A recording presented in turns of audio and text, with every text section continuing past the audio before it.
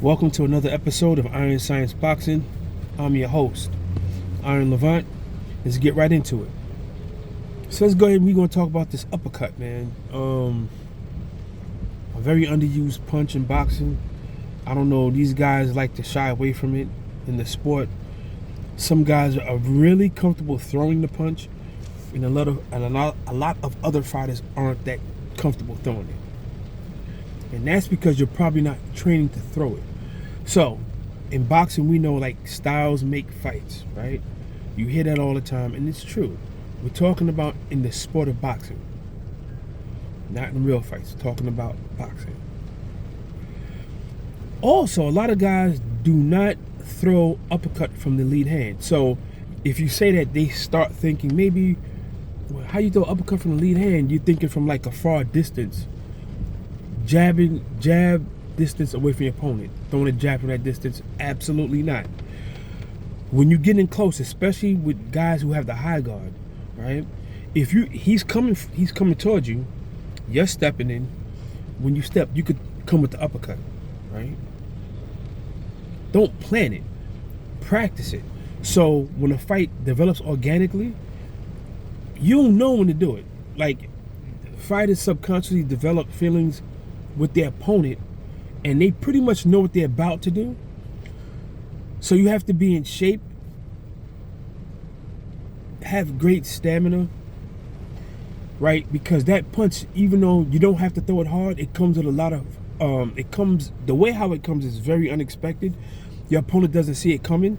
So, and punch placement, that's another thing with the uppercut. So don't think about throwing it hard. It's going to do damage, trust me. So like I said, if you fighting a guy with a high guard or crouching style type of fighter,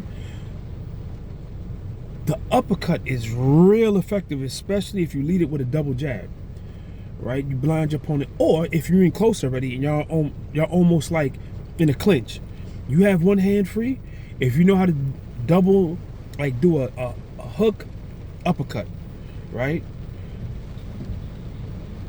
The hook gets your opponent's mind where you touch them at. It could be in the arm, it could be on the shoulder, it could be around the guard, hitting him like behind the ear kind of thing, or in the ear, knock his equilibrium off.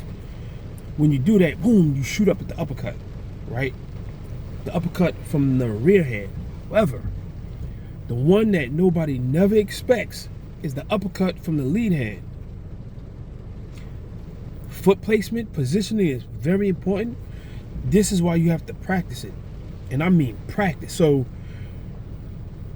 it should be done that if you know your opponent is one of those come forward, crouching, brawler type fighters, this punch from either your lead hand or your rear hand, it should be practiced so much that it becomes second nature.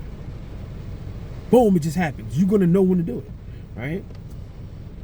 In fact, when you watch Boots Ennis versus Xander, that fight, the second knockdown, what did he knock him down with? An uppercut. And he did it with the lead hand. He was in a southpaw position. Xander, you see that coming? Right? So you got to think, man, like it's a very underused punch. Professional fighters need to implement it more. Again, don't plan on from round 1 to round 12, if it lasts that long, I'm just uppercut this dude. No, because then it becomes a pattern. You get read, and if the fighter you're fighting is really good, they can read you. And a counter for the uppercut is a hook. But you have to know when to do it.